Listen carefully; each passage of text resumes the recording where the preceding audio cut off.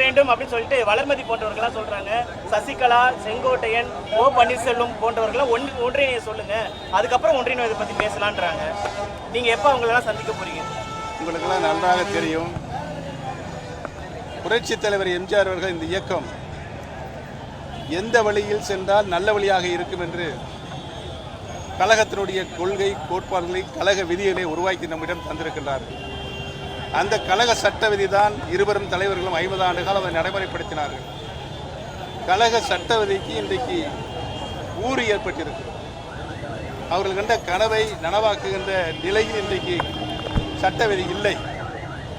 ஒரு சாதாரண தொண்டன் கூட கழகத்தினுடைய பொதுச் செயலாக வரலாம் என்ற சட்ட விதி என்ற விதியும் இருந்தது. அந்த விதியை இன்றைக்கு காற்றிலே பறக்க விட்டு இருக்கின்றார்கள். அதற்கு இன்றைக்கும் நீதிமன்றத்தில் வழக்கு இருக்கிறது. அந்த வழக்கும் நடைபெற்றுக் கொண்டிருக்கிறது. சென்னை உயர்நீதிமன்றத்தில் சிவில் சூட்டில் அந்த வழக்கு 6 வழக்குகள் நடைபெற்றுக் கொண்டிருக்கிறது.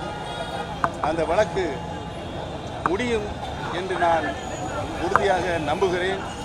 அந்த அடிப்படையில் கழகம் ஒன்றிணைய வேண்டும். தலைவர்கள், நீங்கள் சொன்ன தலைவர்கள் இணையவில்லை என்று சொன்னால் தொண்டர்கள் இணைந்து இந்த இயக்கத்தை காப்பாற்றுவார்கள்.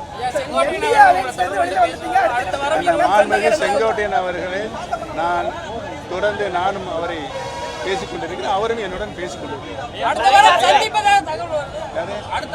நீங்க எல்லாருமே ஒன்னா சந்திப்பதா ஒரு தகவல் இருக்கு. யார் சொன்னாங்க? யாரு சொன்னாரு சொன்னால் அது உண்மையா பொய்யா நான் சொல்றேன். சந்திக்கிறதுக்கு வாய்ப்பு இருக்கிறது.